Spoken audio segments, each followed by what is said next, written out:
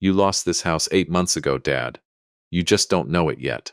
Preston said it the way a man reads a weather report to someone who already knows it's going to rain. Flat. Bored. Almost. The refrigerator kept humming in the kitchen behind him, the same low mechanical drone it had made every day of my life in that house. Nobody moved. Vanessa's spoon stopped halfway to her coffee cup and just hung there, dripping once, twice, onto the saucer. I sat there like a deed nobody had bothered to record, still legally mine on paper, filed nowhere anyone would ever think to look. I am 63 years old. I spent 35 years of my life reading other people's property records for a living, and my own son had just told me, in my own kitchen, that I no longer owned the roof over my head. If you've ever sat across a table from someone wearing your blood and realized they'd already decided you were finished, hit that like button, subscribe, and tell me where you're watching from tonight. Because what happened over the next 3 weeks is the reason I will never again mistake quiet for weak. To understand how I ended up staring at my own son's face waiting for him to take it back, you have to go 3 weeks earlier, to the morning the certified letter arrived. My name is Walter Hensley. For 35 years I worked as a deputy title examiner for Ashland County, which is a fancy way of saying I spent my career reading the paper trail of who owns what, who owes what, and who is quietly trying to take something that was never theirs.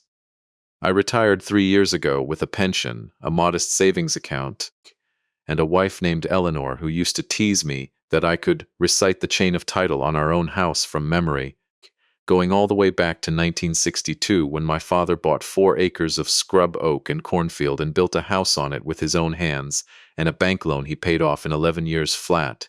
Eleanor died 14 months ago. Pancreatic cancer, the kind that gives you just enough warning to say goodbye and not nearly enough time to actually believe it's happening. We were married 38 years. I still, some mornings, set out 2 coffee cups before I remember, and I have to stand there at the counter with my hand still wrapped around the second cup, feeling like a fool in my own kitchen before I put it back in the cabinet. I have never told anyone that. I am telling you now because it matters later. The house Eleanor and I lived in was the same house my father built. When he passed, it came to me, free and clear, no mortgage, nothing owed. 4 acres, a wraparound porch I'd reshingled myself twice, an oak tree in the side yard that Eleanor and I planted the week we got married, because the nurseryman told us oaks outlive the people who plant them, and we liked the sound of that. It was never the most valuable thing I owned. It was the only thing I could never replace. My son Preston is 39.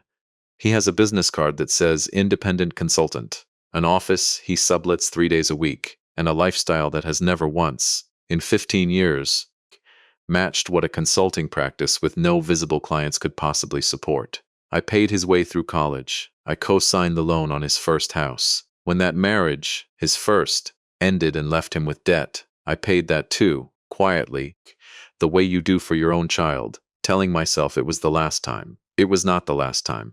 I want to say plainly that I am not proud of how easy I made things for him. That is on me as much as it is on him. I will come back to that. His second wife is Vanessa. She is 41, sharp in the way a letter opener is sharp, useful for exactly one thing, and that thing is cutting. She calls herself a property portfolio consultant, which, as it turns out, means something very specific and very ugly. Though I did not know that yet on the morning the letter came. I should tell you about the letter, because everything after it moves fast, and I don't want you lost. It was a Tuesday. I remember because Tuesdays are when I water the oak, out of habit more than necessity, since the roots go deep enough now that the tree doesn't need me anymore, not really. The mail carrier, a woman named Doris who's had this route 11 years, handed me a certified envelope and made me sign for it right there on the porch. County seal in the corner. My hands were dry from the hose, and I remember the paper feeling strange against them. Too crisp, too official for a Tuesday. Notice of tax certificatesel. Redepuption Parian expires in 21 days. I read it twice standing on my own porch, before the words rearranged themselves into something I could believe. According to the Ashland County Treasurer, the property taxes on my house had not been paid in 3 years. A tax lien certificate had been sold at auction 11 months earlier to a private buyer. If the delinquent balance, plus interest, plus fees, was not paid in full within 21 days, the certificate holder had the legal right to file for a tax deed, meaning they could take my house, the one with no mortgage, the one my father built. I want you to understand something about how property tax law works, because it is the single ugliest little corner of the legal system that almost nobody knows exists until it eats them alive. A house can be worth $400,000 and completely paid off, no bank, no lien, nothing. And if the owner falls 3 years behind on a $5,000 tax bill, a stranger can buy that debt at auction for pennies, wait out a redemption clock, and walk away owning the whole property, free and clear, for the cost of the unpaid taxes. It is legal, it is rare, and it is exactly the kind of thing a man who spent 35 years reading county deed records would recognize the moment he saw it, which is precisely why I would later understand whoever did this to me was counting on me not looking at my own mail, because I hadn't been, not closely, not since Eleanor. Here is the thing nobody tells you about grief. It doesn't just take the person, it takes your attention. For the better part of a year I had been running on autopilot: coffee, porch, oak tree, television I didn't watch, bed. Preston had shown up more in those months than he had in the previous 5 years combined, sitting with me on Sunday afternoons, and somewhere in there, I honestly don't remember exactly when, he had said the words that let me stop paying attention to something I should never have stopped paying attention to. Don't worry about the tax bills, Dad. I've been handling those since Mom passed. You've got enough on your plate. I believed him. He is my son. I taught him how to check a deed for a lien before he could legally drive. It never once occurred to me that the boy I taught to read a title report might be the reason I needed to read one now. I drove to Preston's house that same Tuesday afternoon, the letter folded into my jacket pocket, like something that might bite me if I looked at it too long. Preston and Vanessa live in a newer development 11 miles from the old homestead, the kind of neighborhood where every house looks like it was ordered from the same 4-page catalog. I found them in the kitchen. Vanessa was on her laptop. Preston was standing at the counter in a golf shirt he had no reason to be wearing on a Tuesday, since as far as I knew he didn't play golf. I set the letter on the counter between us and asked him, as calmly as I have ever asked anything in my life, what it meant. Vanessa's fingers stopped on the keyboard. Not fast, slow, deliberate, the way you'd pause a video you'd already watched. Preston picked up the letter, glanced at it for exactly as long as it takes to read the header and not 1 second longer, and set it back down. That's a mistake, he said. Probably a processing error at the treasurer's office. I told you I've had this handled, Dad. I asked him then to show me a receipt, just one, any proof at all that a payment had gone through in the last 3 years. That was when he said it, the line I opened this story with. He didn't raise his voice, he didn't look angry. He looked, if anything, mildly inconvenienced, the way you look at someone who's brought up a topic you'd hoped was closed. You lost this house 8 months ago, Dad. You just don't know it yet. And then, because apparently that wasn't quite enough, he added, gently, like he was doing me a favor, maybe it's time you thought about downsizing anyway. That place is too much for one person. Vanessa knows a great facility, actually. Independent living. Very nice. You'd have people around you. I have negotiated the transfer of properties worth 7 figures across a conference table without so much as clearing my throat. I did not raise my voice in that kitchen either. I picked the letter back up, folded it along its original crease, the way you fold something you intend to keep, and I told him I would look into it myself. Vanessa spoke for the first time then, without looking up from her laptop. You should really let Preston handle the financial stuff, Walter. Grief does things to a person's judgment. Everyone's seen it. Doctors will tell you the same thing. I want you to hold on to that sentence, because it comes back around later, and when it does, it will mean something very different than it meant standing in that kitchen. I drove home with the windows down, even though it was cold enough that my hands went stiff on the wheel. I needed the air. I needed to not be inside a car with my own thoughts for a minute, because the thought sitting loudest in my skull was this: My son had just lied to my face about a document with a county seal on it, in front of his wife, without so much as a flicker of hesitation, and worse, he had done it smoothly, practiced, like a man reciting something he'd said before to someone else in a different room. That night I sat at my kitchen table, the same table where Eleanor used to grade the neighborhood kids' spelling tests, when she still tutored on weekends, the same table where I used to help Preston with his own homework 30 years ago, patiently, back when I still believed patience was something you could pour into a person until it took root. And I laid the letter out flat under the overhead light and read it a third time. 3 things caught my eye that night. Small things, the kind of thing you only notice if you spent 35 years trained to notice exactly that kind of thing. First, the certificate had been purchased not by an individual, but by an LLC, Ridgeline Capital Holdings. I'd never heard of it. Second, the mailing address on file with the county treasurer for my property. The address where, presumably, every single delinquency notice for the last 3 years had been sent. Notices I had never once seen, was not my address. It was a P.O. box in the next county over, third, and this was the one that kept me up until nearly 2 in the morning. Someone had to have filed a change of mailing address form with the county assessor's office to make that redirect happen. That form requires a signature. My signature, or a signature purporting to be mine. I had spent 35 years reading exactly this kind of paper trail for a living, and for the first time in my career, I was staring at one with my own name on it, wondering who had signed it, because I certainly hadn't. I did not sleep that night. I sat in Eleanor's chair, I still call it Eleanor's chair, 3 years after she stopped sitting in it, which tells you something about how a house keeps people in it long after they've gone. And I watched the oak tree outside the window, catch what little moonlight made it through the clouds, and I made a decision that surprised even me with how calm it felt. I was not going to call Preston back and demand an apology. I was not going to raise my voice or drive back over there, or do any of the things a man is supposed to do when his own son looks him in the eye and lies. I had spent 3.5 decades learning exactly one lesson better than almost anyone else in this state. Paper doesn't lie. Even when people do, someone had built a lie out of paper, which meant somewhere, in a filing cabinet or a county server or a locked drawer, there was paper that told the truth. I decided I would go find it myself, quietly, the way I'd been trained to, before I confronted anyone with anything that wasn't already nailed down so tight it couldn't wriggle free.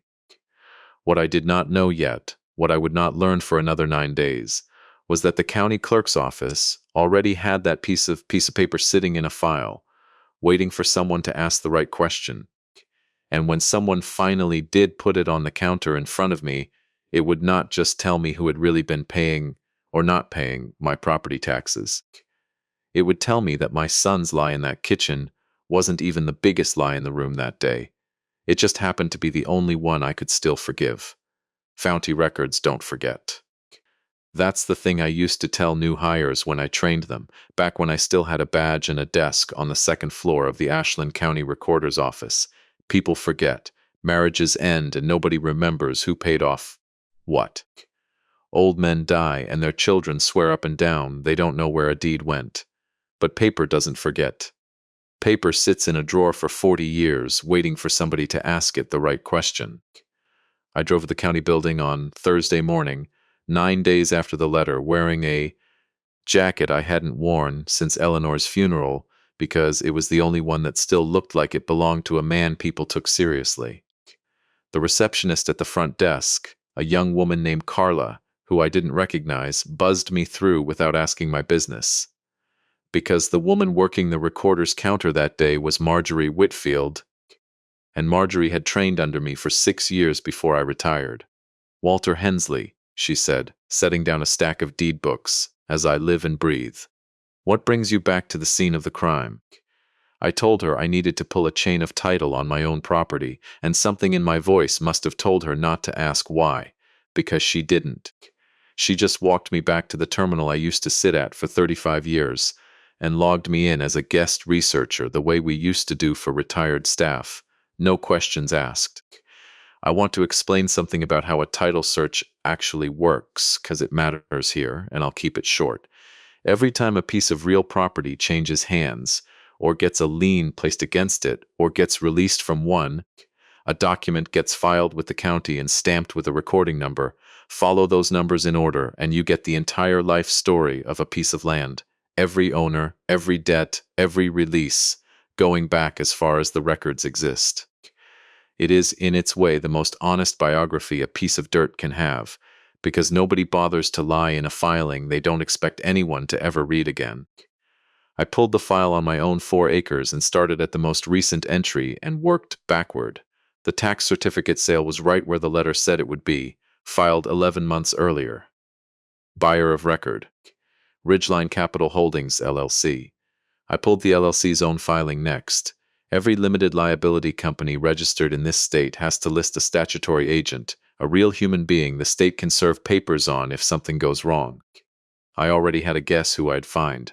I was wrong about how bad it would be. The statutory agent listed for Ridgeline Capital Holdings LLC was a man named Dale Renner. I sat with that name for a long moment before it clicked into place, because I didn't know it from any deed. I knew it from a wedding 4 years earlier, standing in a reception hall, making small talk with a man Vanessa had introduced as her older brother, an investor, real estate, does very well for himself. You should hear his stories. I want you to sit with that for a second the way I had to.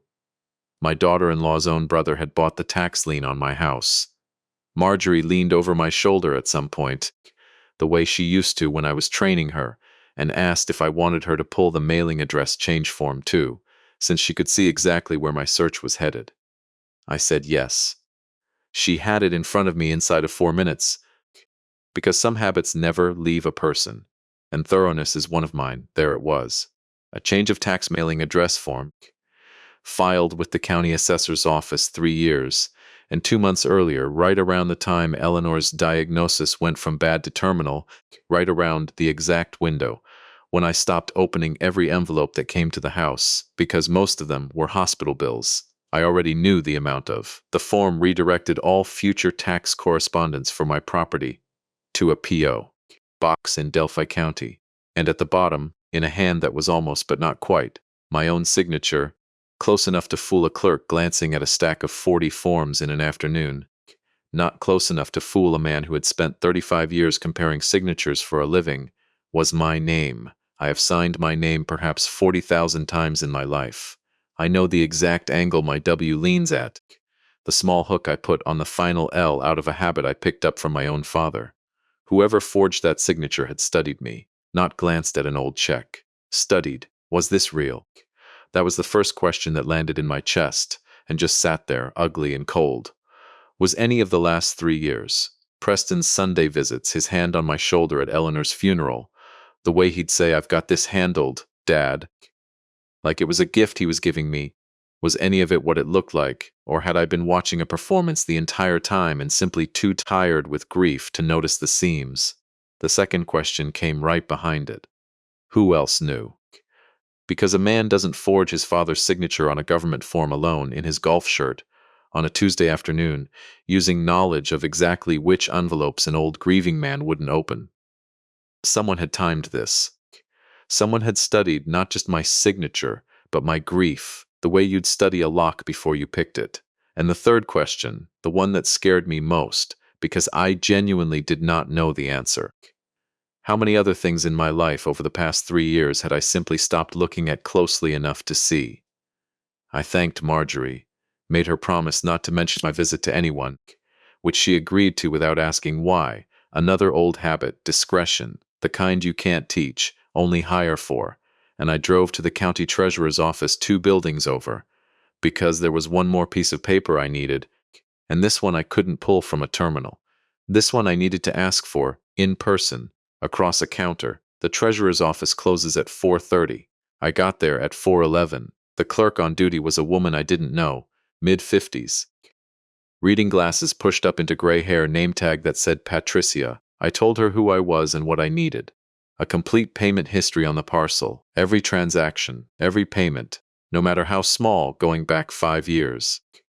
She typed for a while, The office was quiet in the particular way government offices get quiet right before closing, a copy machine somewhere finishing its last job of the day, the hum of an overhead light with a ballast that needed replacing. I stood at that counter with my hands flat on the cool laminate, and I found myself doing something I hadn't done in months, holding my breath without meaning to, the exact way I used to hold it in the hospital corridor, waiting on test results that were never going to be the ones we wanted. "Here you go," Patricia said, and turned her monitor so I could see it, then reached into a printer tray and pulled out a single sheet of paper, one receipt. In 5 years of records, one single payment had ever posted to that account from any source other than the county's own delinquency processing.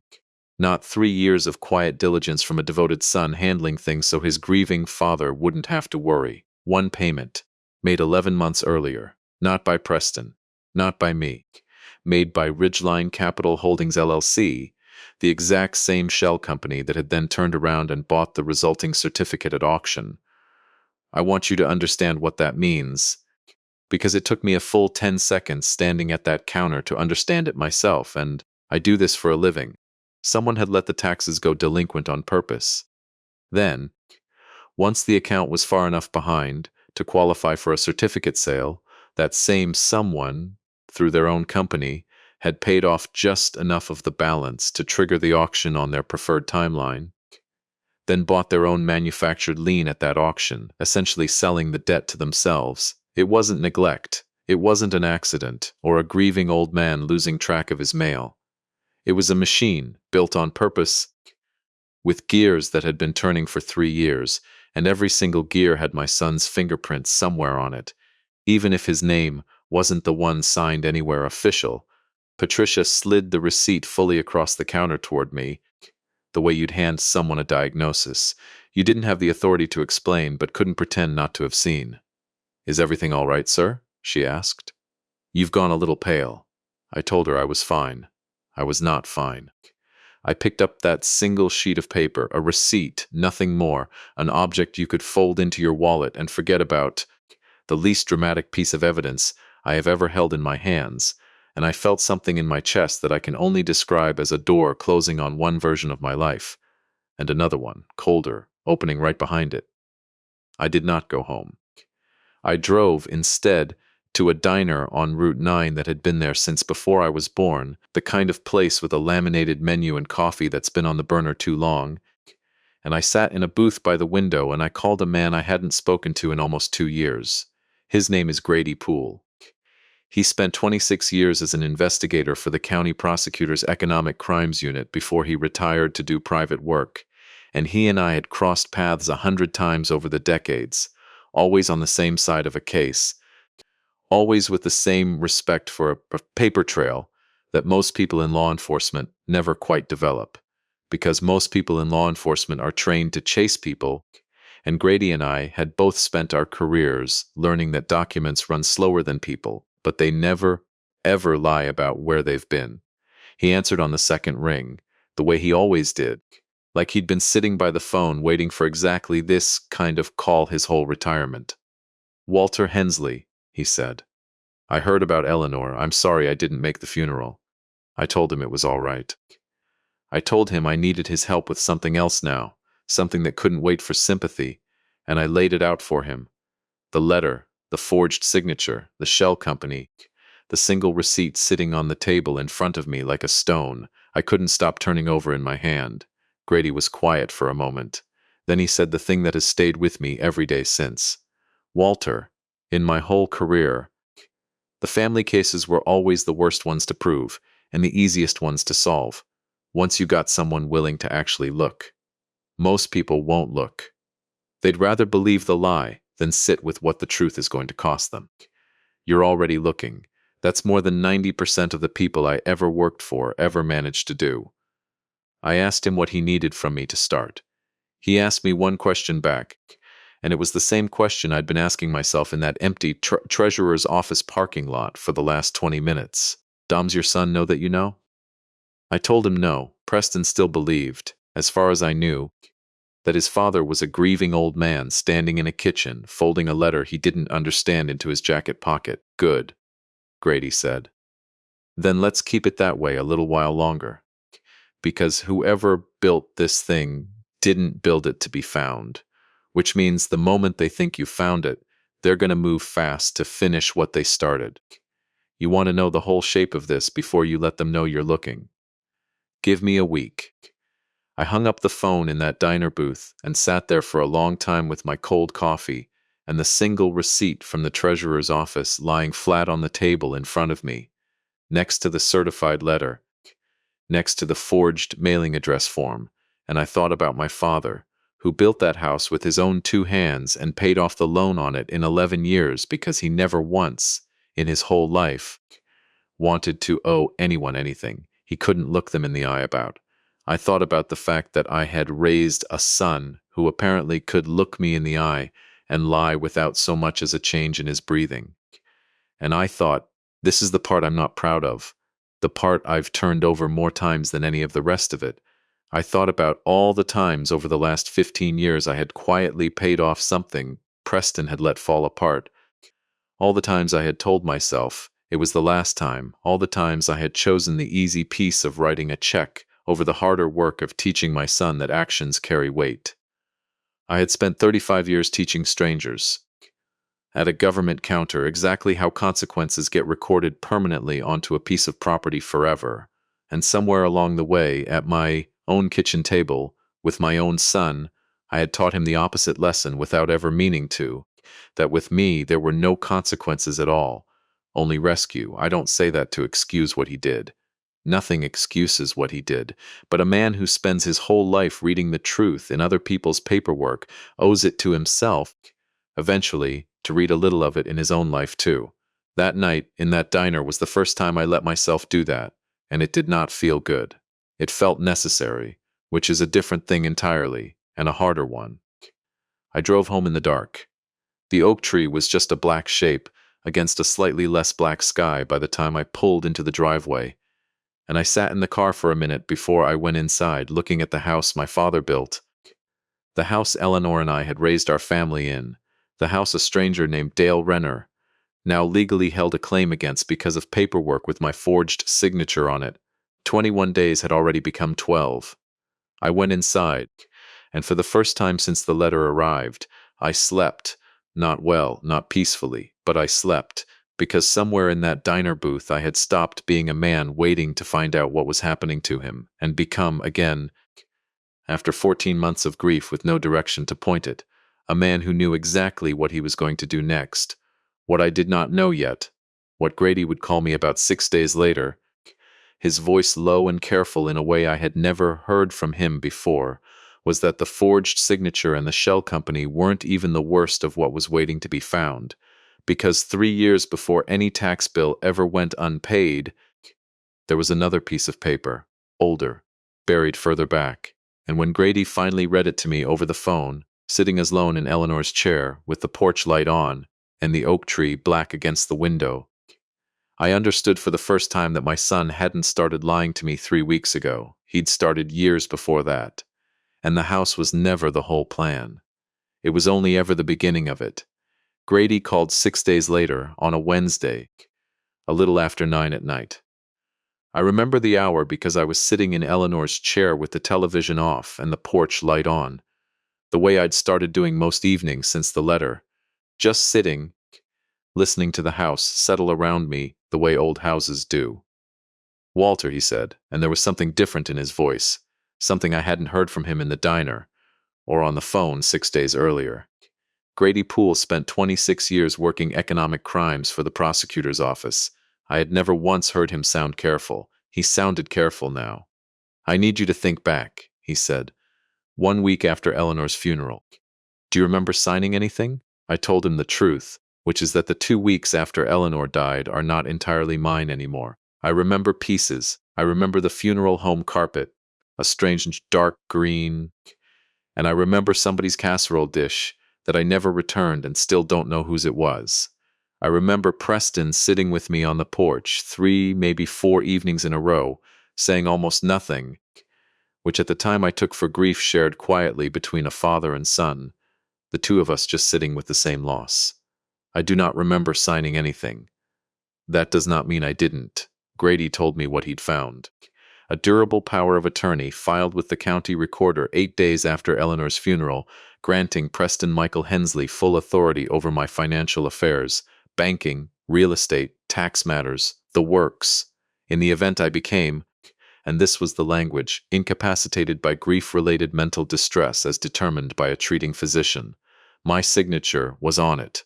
So was a notary stamp from a notary I had never met, working out of a check-cashing store 40 minutes from my house, a place I have never once set foot in a town I have no reason to ever visit. Here is the part that took the wind out of me. There was no physician's determination attached. No medical evaluation, no diagnosis. The document simply existed, filed and recorded, sitting quietly in the public record for 14 months, waiting to be activated the moment anyone needed to point to it and say, "See, right here." He authorized this, in writing, while he could still hold a pen. They didn't just forge a tax form, Grady said. Walter, they built themselves a legal key to your entire life, more than a year before that letter ever showed up in your mailbox. The tax business, that's not the plan. That's just the first room they decide to walk into, now that they had the key made. I sat with the phone against my ear for a long moment, and I want to tell you honestly what I felt in that moment, because I have spent my whole life valuing honesty over comfort, and I am not going to stop now on camera telling you my own story. I did not feel rage. Rage came later, and it came clean and useful when it did.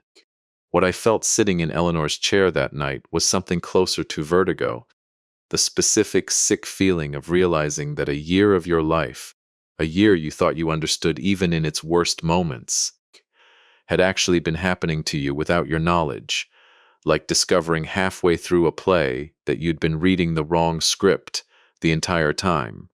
Grady asked me to meet him the next morning at his office, and to bring nothing with me, no folders, no printouts, in case anyone was watching my house closely enough to notice a pattern in when I left it.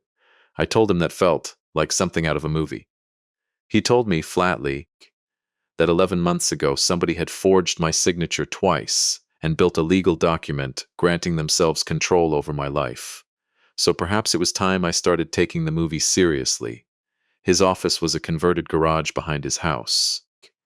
2 rooms, a window unit air conditioner, and a corkboard that looked exactly like the ones you see on television, except everything pinned to it was real, and one corner of it, when I walked in, had my name at the top of it in blue marker.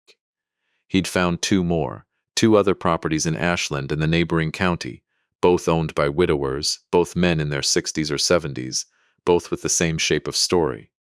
A family member who handled things after a wife's death, a mailing address quietly redirected, a tax certificate sold at a suspiciously convenient moment to a Shell LLC with Dale Renner listed somewhere in its filing paperwork, sometimes as agent, sometimes buried 1 layer deeper as the registered owner of a holding company that owned the LLC that bought the lien.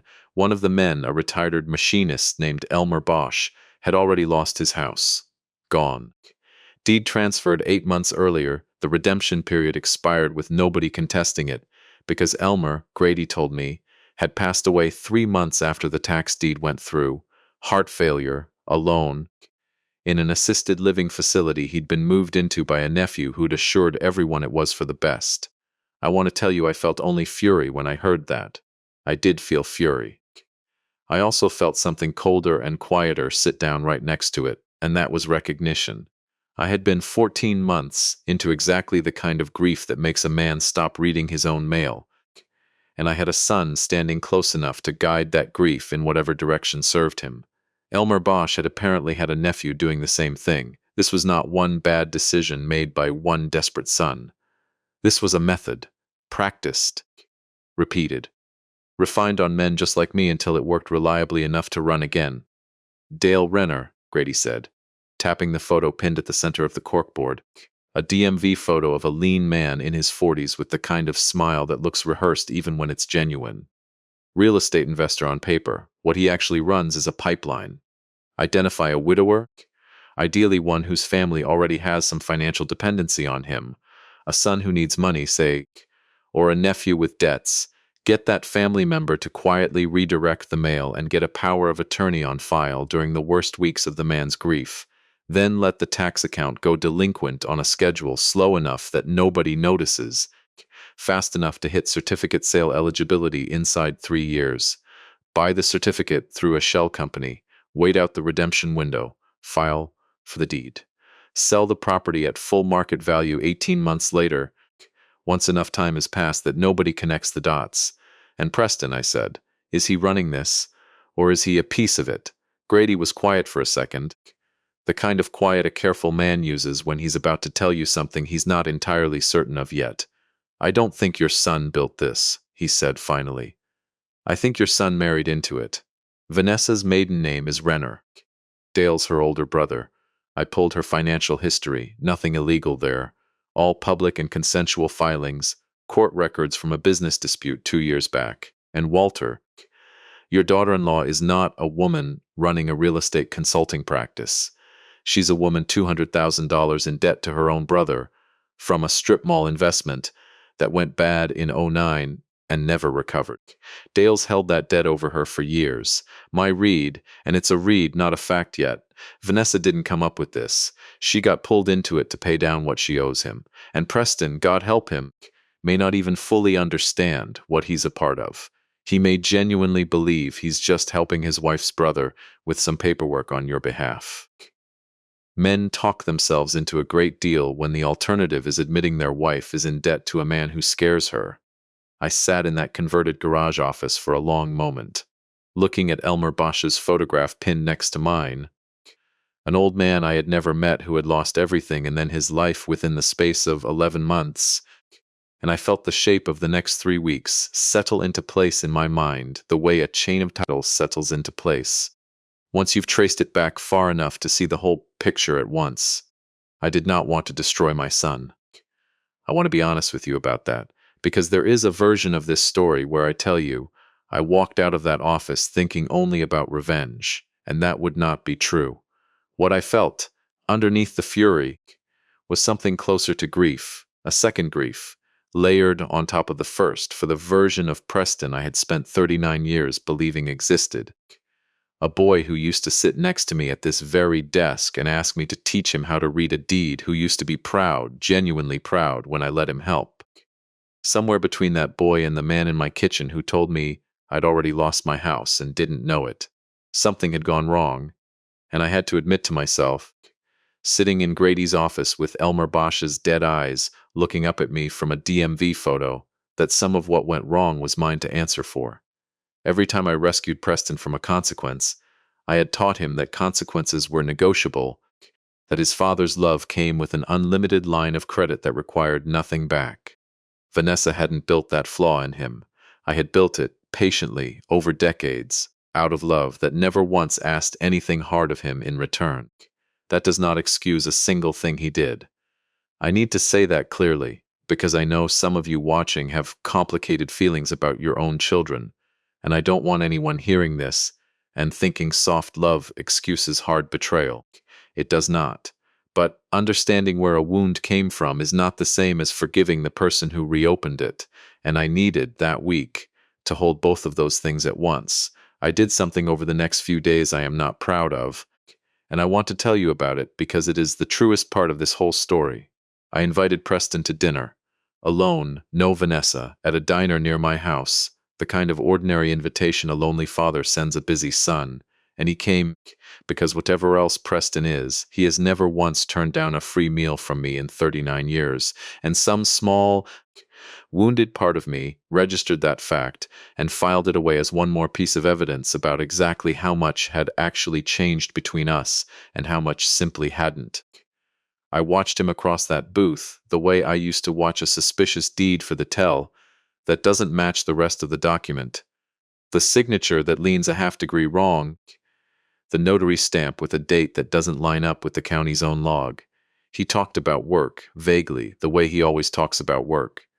He asked once, almost too casually, whether I'd heard anything more about that tax thing, and when I told him I'd let it go, that he was probably right, probably just a processing error, I watched something in his shoulders come down half an inch, a small release of tension, so small I might have missed it a year earlier, before I'd trained myself again to notice exactly this kind of thing. He believed me.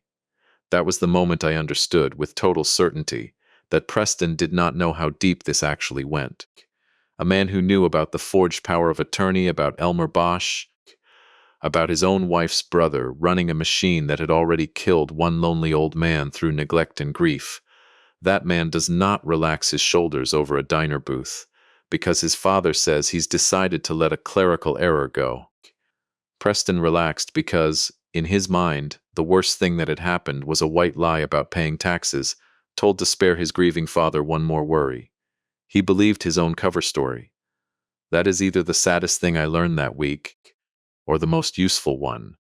I have come to believe it was both. Near the end of that dinner, Preston said something that I have turned over in my mind every day since, and I share it now because I think it tells you almost everything you need to know about the man my son had become without either of us quite noticing it happen. You know, he said, stirring his coffee, not really looking at me. Vanessa's been under a lot of pressure lately. Family stuff on her side. I don't ask too many questions, honestly. Sometimes it's easier not to know exactly what's going on. You just trust the people you love and let them handle their part. I have thought about that sentence more than almost anything else anyone said to me during those 3 weeks. Sometimes it's easier not to know. My son had built himself a way to participate in something terrible while telling himself, sincerely, that he was innocent of it simply by choosing not to look too closely at what his wife was asking of him. I recognized that particular kind of blindness because I had practiced a version of it myself for 15 years, choosing not to look too closely at what my rescues were actually teaching him, telling myself it was easier, kinder, not to make him face things head on. We had both, father and son, spent years building comfortable rooms out of things we'd decided not to examine too closely. His just happened to have a dying man's power of attorney filed inside the walls of it. I drove home from that dinner, with 12 days left on the redemption clock, and a piece of information Grady had given me right before I left his office that morning. The piece I had been holding on to all through dinner with Preston, without letting a flicker of it show on my face. In 10 days, on what would have been Eleanor's 63rd birthday, Preston and Vanessa had already, without asking me, without so much as a phone call, rented a small event space 30 minutes from the house and sent invitations to 24 family friends for a memorial gathering. A celebration of her life, the invitation said, 1 year on. A lovely gesture, on the surface, the kind of thing a grieving family does to honor someone they lost. Grady had also learned something else that morning, buried in the county filing system, time-stamped 4 days earlier. Ridgeline Capital Holdings LLC had filed the paperwork to formally initiate the tax deed transfer on my property. Under state law, once that filing goes through, there is a mandatory notice period, and the property owner, me, has to be formally served. Given the standard timeline for the county sheriff's office to process and deliver that kind of notice, Grady's best estimate put my service date at somewhere between 8 and 11 days out, which meant that sometime around Eleanor's memorial, a stranger's process server might very well be walking up the same porch steps where Doris, the mail carrier, had handed me that first certified letter, carrying paperwork that would formally begin the legal seizure of the house my father built on the exact day my son and his wife had chosen, whether they realized the symbolism of it or not, to gather everyone we loved together to remember the woman who had lived in it with me for 38 years. I did not believe, even then, even with everything I now knew, that Preston had chosen that date on purpose to hurt me. I think, and I still think, that some genuinely tender part of him wanted to do something nice for his mother's memory, and had absolutely no idea what collision he was setting in motion by scheduling it exactly when he did. But I also understood, sitting in my truck outside Grady's converted garage with the engine running and the heater doing very little against the cold settling into my chest, that I had just been handed something I could not have planned better myself if I'd had a year to design it. A single room.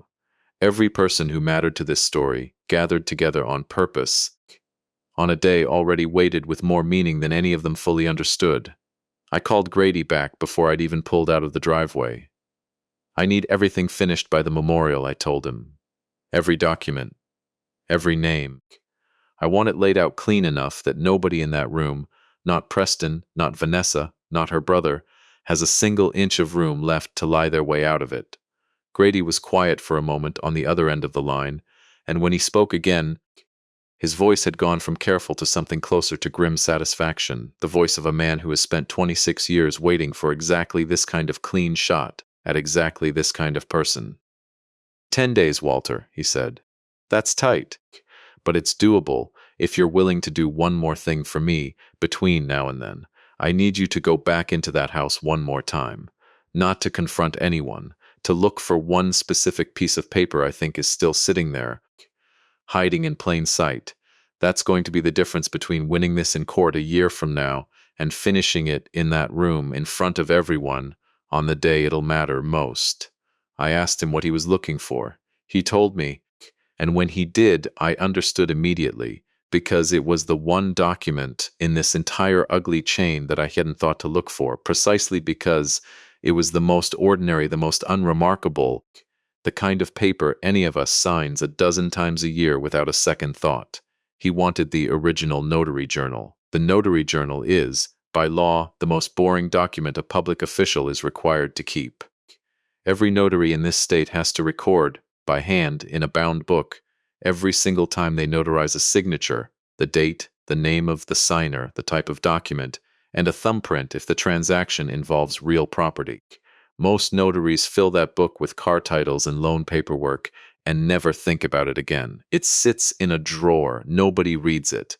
That is exactly why it is the one document almost nobody thinks to check when they're building a lie, and exactly why Grady wanted it first.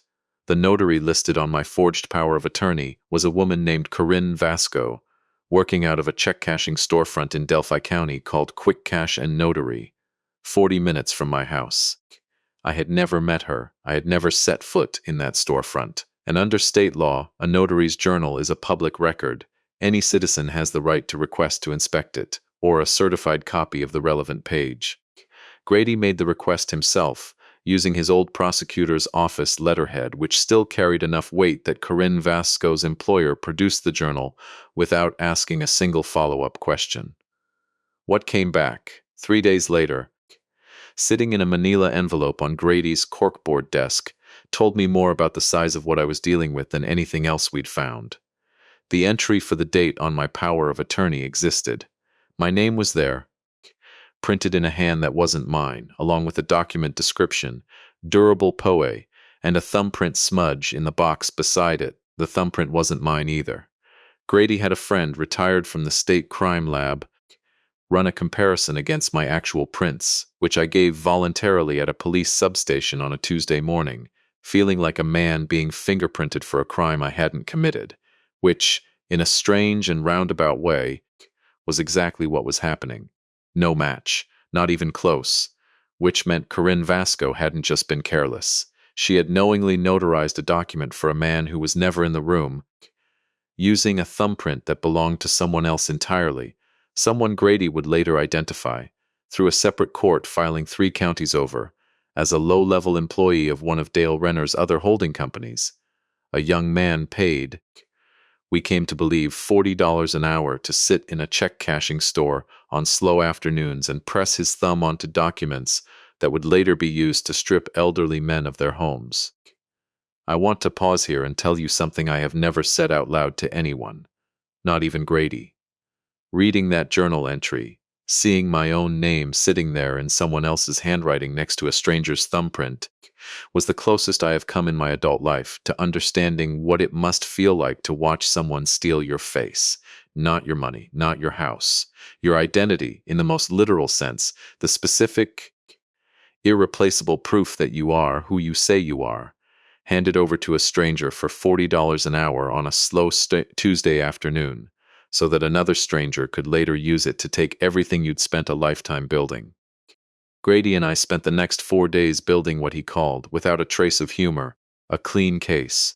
We took everything: the forged power of attorney, the fraudulent mailing address change, the shell company filings, the single suspicious tax payment, Elmer Bosch's identical and far more tragic story, the falsified notary journal, the mismatched thumbprint, and we laid it out in the order a prosecutor would need to see it, because Grady had one more call to make before any of this could go anywhere beyond a corkboard in his garage.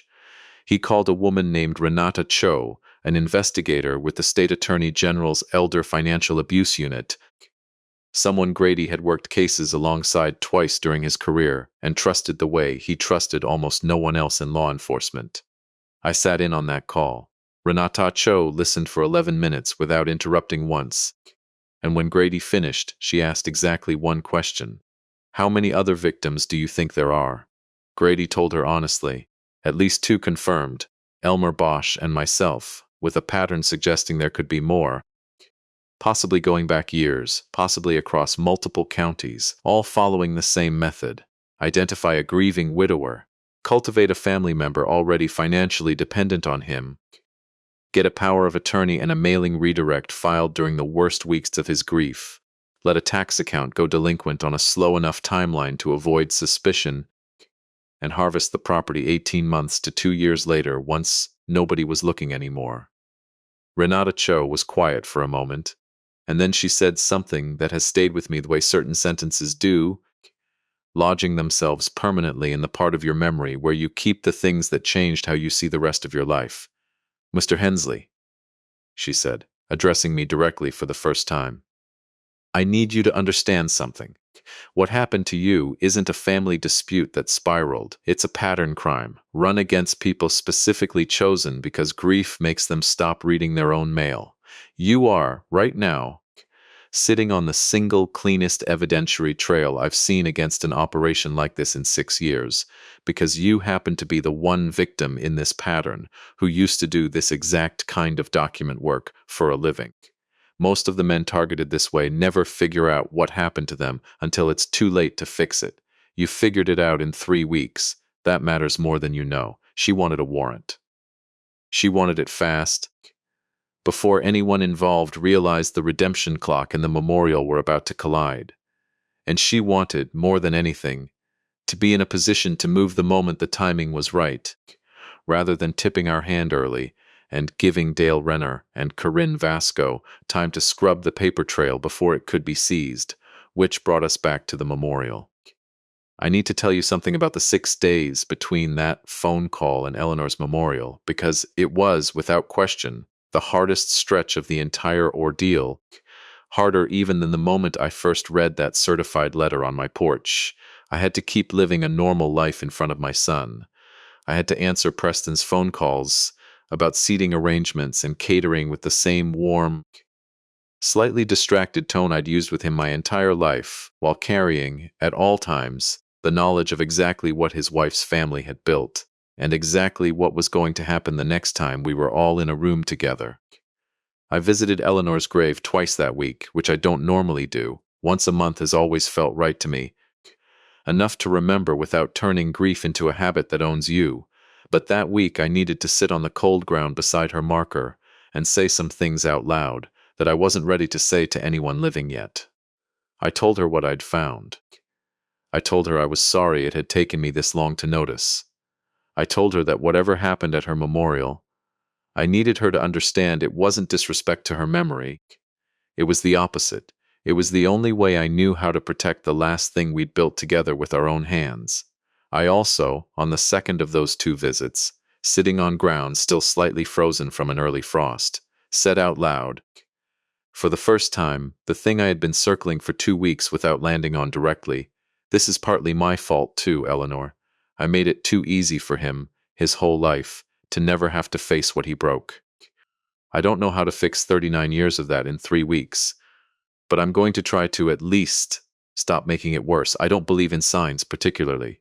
I am a man who spent his career believing in documents, not feelings.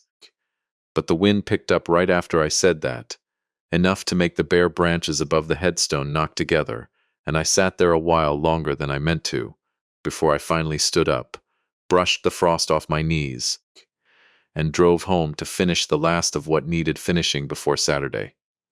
The memorial was held at a rented event hall called Willowbrook, the kind of place with a stone fireplace and floor-to-ceiling windows looking out over a small man-made pond, the sort of venue people choose for weddings more often than remembrances.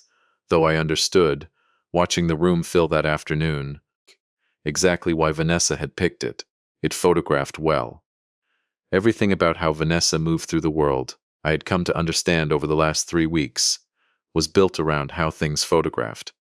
I arrived early, at Grady's specific instruction, and found the seats he'd suggested, near the back, close to the door, within easy sight of the small side room Willowbrook used for staff coordination, which Renata Cho's team had, with the venue manager's quiet cooperation, arranged to use as a staging area for the afternoon. 26 people came to remember Eleanor Hensley that day.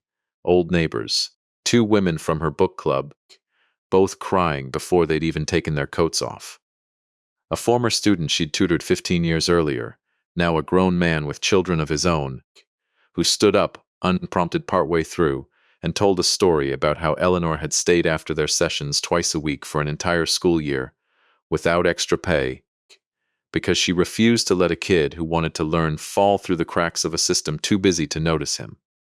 I sat there and cried, honestly and without embarrassment, for the first time in months, because for a little while, in that room, it actually was what it was supposed to be, a room full of people who had genuinely loved my wife, gathered to say so out loud. Preston spoke too. He talked about his mother's hands, how she always smelled faintly of the lavender hand cream she kept by the kitchen sink, how she used to leave notes in his lunch bag until he was embarrassingly old for that kind of thing and made her stop, and how he wished. Now she hadn't. His voice cracked twice. I watched my son cry real tears for his real mother, and I understood watching him that whatever else was true, whatever he had let himself become a part of, that grief in that moment was not a performance. Preston had loved his mother. That love had simply never been strong enough, on its own, to make him ask the hard questions about what his wife's family was asking of him. Vanessa spoke last, briefly, gracefully. The kind of eulogy that sounds warm and says almost nothing specific, the kind you could deliver about any mother-in-law you'd met a dozen times at holidays and never once tried to actually know. It was afterward, during the reception, coffee and small triangle sandwiches and low conversation, that Dale Renner arrived. I hadn't expected him. I don't think Preston had either, based on the small, tight look that crossed his face when his brother-in-law walked through the door in a gray suit, too sharp for an afternoon memorial, shook 3 hands on his way across the room, and made straight for the small cluster where Vanessa was standing. I watched him for a full minute before I moved.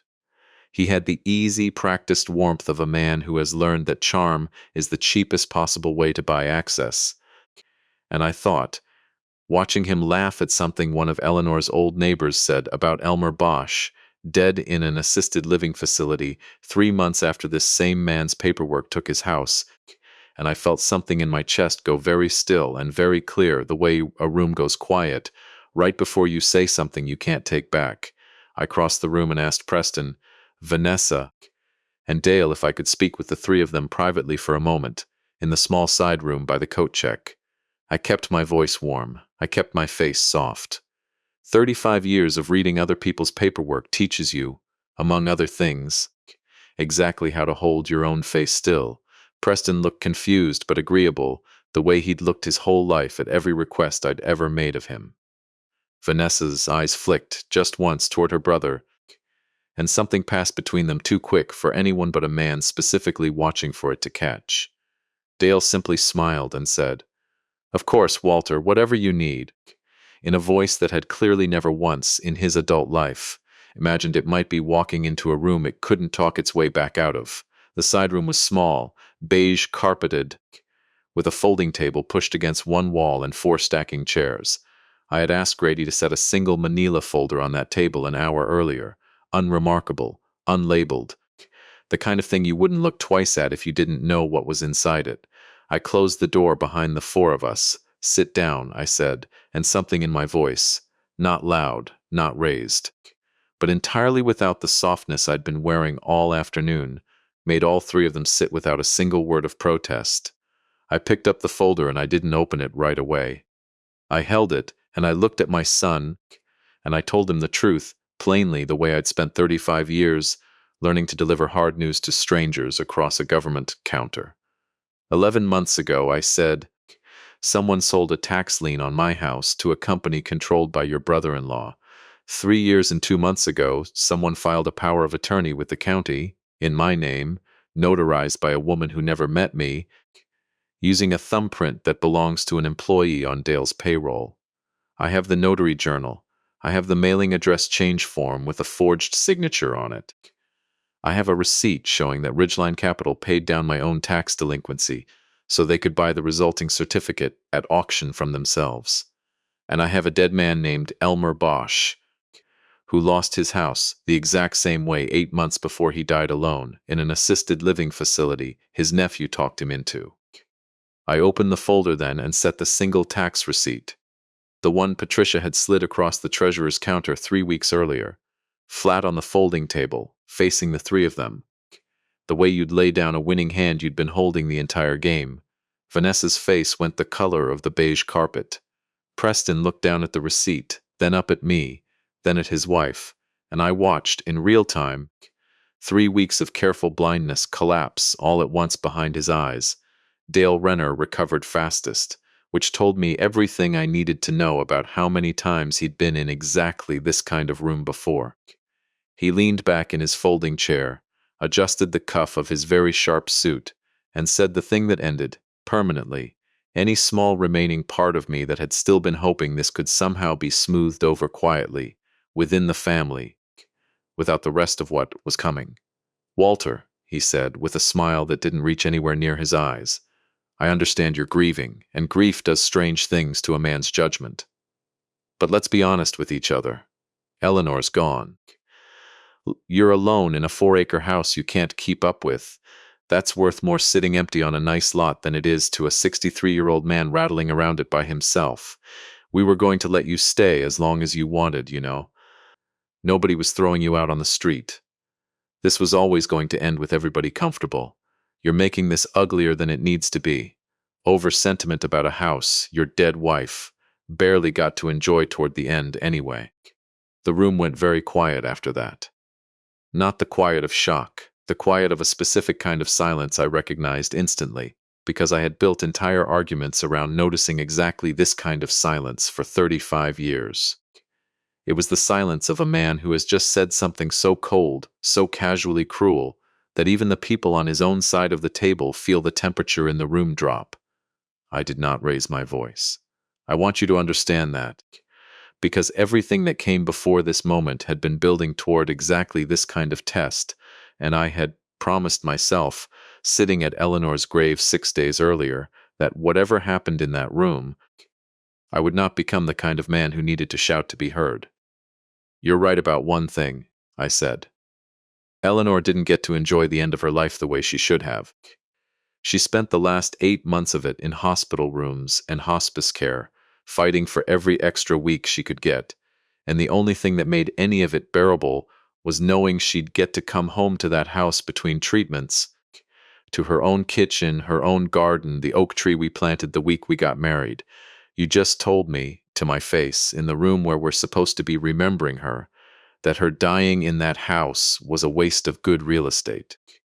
I opened the door of that side room then, and I said, loud enough for the hallway beyond it, 3 words I had rehearsed exactly once, alone, in my truck, the night before.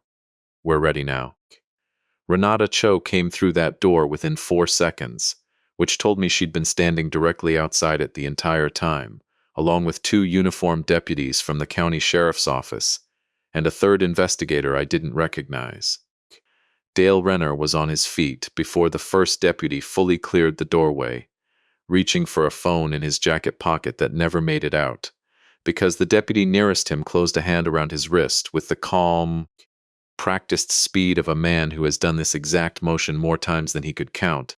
Dale Renner, Renata Cho said, you're under arrest for elder financial exploitation, forgery, and fraudulent conveyance of real property. You have the right to remain silent. Vanessa didn't run. She didn't scream, either, the way I might have expected from everything I'd learned about her over the previous 3 weeks.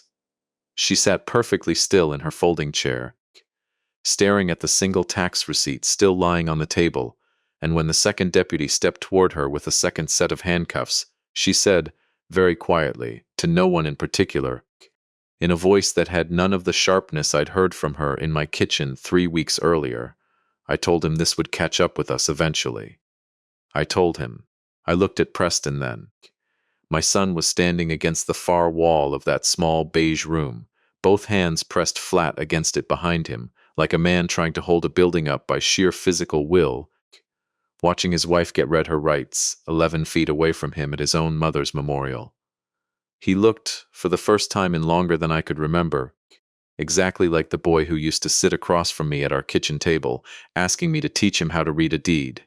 "Dad," he said, and his voice cracked in a way that had nothing performed about it at all. "I didn't know. I swear to you, I didn't know how far it went.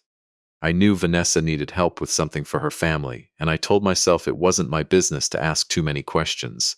I told myself that was being a good husband. I didn't know about Elmer Bosch. I didn't know they forged your name on a power of attorney. I swear on Mom's grave, I didn't know that part. I believed him. I want to be honest with you about that, because I think it would be a cleaner story if I told you I stood in that room and saw only my enemy in my own son. But that isn't what happened. What I saw was a man who had spent his entire life letting other people handle the hard parts for him. First me, then his wife, then, without ever quite admitting it to himself, her brother, and who had finally arrived. In the worst possible way, at the exact spot where that habit had been leading him the whole time. "I want to tell you the truth," I said, and my own voice cracked then too, for the first time all day, because this next part was the hardest sentence I had to say in that entire room.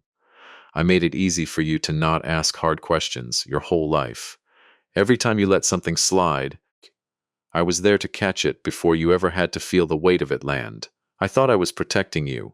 I think, now, I was just teaching you that the truth was optional as long as I was around to soften it.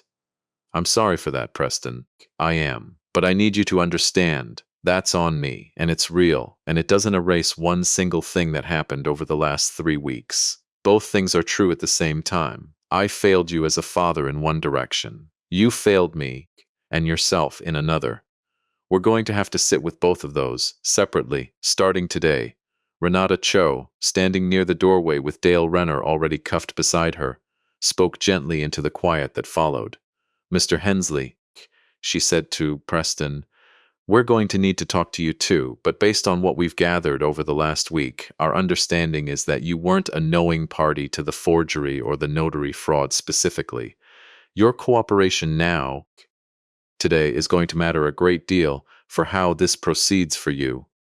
Preston looked at me one more time before they led him out to a separate room for questioning, and he said the one sentence, out of everything spoken that day, that I have held on to tightest in the months since, because it was the first time in longer than I could remember that my son said something to me that sounded entirely like his own voice, and not an echo of someone else's. "I don't want to be a man who looks away from things anymore, Dad. Whatever happens next, I'm done doing that." I stood alone in that small beige room for a long moment after they'd all gone. Dale in handcuffs, Vanessa in handcuffs. Preston led gently but firmly toward a room where he'd tell an investigator everything he actually did and didn't know. And I looked down at the single tax receipt still sitting on the folding table where I'd left it, the least dramatic piece of paper I had ever held in 35 years of reading paper for a living, and I understood, standing there, that it had done exactly what every honest document eventually does.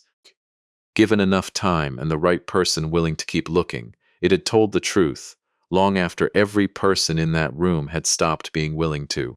The weeks that followed moved slower than the 3 that came before them, which is its own kind of justice, I suppose. The machine that had run so quietly and so patiently against men like me and Elmer Bosch now had to grind through the same system it had spent years exploiting. Except this time every gear turned in the open, in daylight, with my name on the complaint instead of buried in someone else's file. Renata Cho's investigation, once it had a clean thread to pull, unraveled faster than any of us expected. Corinne Vasco, the notary, gave a full statement within 11 days, trading her cooperation for a lighter charge, and named 4 other properties Dale Renner's operation had targeted going back 6 years. 2 successful seizures beyond mine and Elmer's, one abandoned partway through when the intended victim's daughter happened to notice a strange P.O. box on a tax statement, and one still in progress against a widow in the next county over, whose house, Renata's office, was able to protect the moment the warrant went through, because for once, someone got there before the redemption clock ran out. Dale Renner was charged with multiple counts of forgery, elder financial exploitation, and fraudulent conveyance of real property. He is, as I record this, awaiting trial, and given what Grady's contacts tell me about the strength of the paper trail, awaiting it with considerably less of that rehearsed charm than he wore into Willowbrook that afternoon. Vanessa's case resolved differently. She cooperated fully, testified against her brother, and through her attorney offered something I did not expect and was not required to give her, an apology, delivered not in a courtroom for the record, but in a handwritten letter mailed to my house 6 weeks after the memorial. I have read it more times than I probably should admit. I do not know, even now, how much of it I believe. I know that debt and fear make people do things they would not otherwise do, and I know that does not erase what she did. I have chosen, for now, to leave the door open a crack, not because I have decided to trust her again, but because I have decided I am not the kind of man who wants to spend what's left of his life with every door in it bolted shut. Preston was never charged. Renata Cho's team confirmed, through the notary journal, through phone records, through the pattern of every document Dale Renner's operation had ever filed, that my son's signature appeared nowhere in the fraud itself. He had known enough to look away from, but not enough to have knowingly participated in the forgery or the theft. What he was guilty of, in the end, was something the law has no charge for and never will. Choosing comfort over courage, for years, one small decision at a time, until those small decisions added up to something that nearly cost his father everything. He and Vanessa separated 4 months after the memorial. He moved into a small apartment across town, took a real job, an actual job, with actual clients doing accounting work for a construction company, the kind of steady, unglamorous work he had spent 15 years avoiding in favor of a consulting practice that never quite consulted for anyone. He calls me now most Sundays, not to ask for anything, which is new, but simply to talk, which is newer still. The house is mine, fully, permanently. Ridgeline Capital's certificate was voided the same week Dale was arrested. The fraudulent power of attorney struck from the county record, the whole crooked chain of paper unwound by people whose entire job is to notice exactly the kind of thing I spent my career noticing. And I will tell you, there is a particular satisfaction in watching a system you devoted 35 years to finally work exactly the way it's supposed to, for you, when you need it most. I want to tell you about one more thing before I let you go, because it matters more to me than the arrest, more than the charges, more than watching Dale Renner get walked out of that side room in handcuffs. On what would have been Eleanor's 64th birthday, a year to the day after her memorial, Preston drove out to the house on a Sunday afternoon. He didn't call ahead. I found him standing at the base of the oak tree when I stepped out onto the porch, just standing there, hands in his pockets, looking up into the branches, the way you look at something you're trying to remember how to see again. He told me he'd been thinking about something I said to him in that beige room at Willowbrook, that I'd taught him, without ever meaning to, that the truth was optional, as long as I was around to soften it. He told me he'd carried that sentence around for a year, turning it over the way I'd turned over that tax receipt, and that he'd finally understood something about it.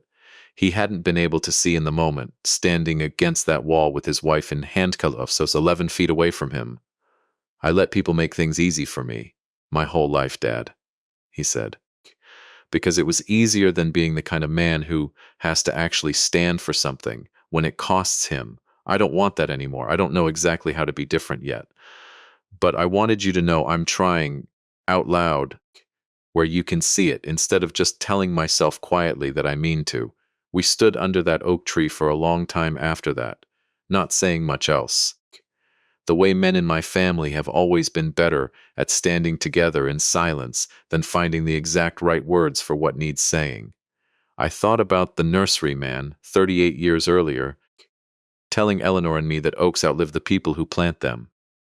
I thought about my father, who built this house with his own hands and never once, in his whole life, wanted to owe anyone anything he couldn't look them in the eye about. I thought about Elmer Bosch, who never got a Sunday afternoon like this one, who died alone in a facility his nephew talked him into, believing right up until the end, I have to imagine, that his family had simply been handling things for him the way mine once told me they were. I am not the same man I was. The morning Doris handed me that certified letter on the porch, my hands still wet from the hose. My whole life about to rearrange itself around 11 words I hadn't yet understood I would spend 3 weeks proving true or false. That man believed quiet meant weak. Believed love meant never asking anything hard of the people you gave it to. Believed grief was something you simply endured until it eventually let you go. I know better now. Quiet is not weakness. It is where a man does his sharpest thinking if he's willing to actually think instead of simply waiting to feel better. Love that never asks anything hard of the person receiving it isn't really love at all. It's just comfort wearing love's name, and comfort, left unchallenged long enough, will eventually cost you exactly what happened in my own kitchen 3 weeks before Eleanor's memorial. And grief doesn't ever fully let you go. It just teaches you, if you let it, to hold your eyes open a little wider than you did before, so that the next time someone hands you a piece of paper with your own name forged onto it, you're the kind of man who reads it twice before he believes a single word. I sat down in Eleanor's chair that night, the porch light on, the oak tree black against the window, the way it had been every night for a year, and for the first time since she died. I did not feel like a man sitting alone in a house too big for him. I felt like a man sitting in the exact place he was always meant to end up. Not because nothing had been taken from him, but because he had refused, quietly, patiently, one piece of paper at a time, to let anyone convince him he'd already lost before he'd finished looking, a deed nobody can forge twice. That's what I am now, filed exactly where I belong in my own name, for good.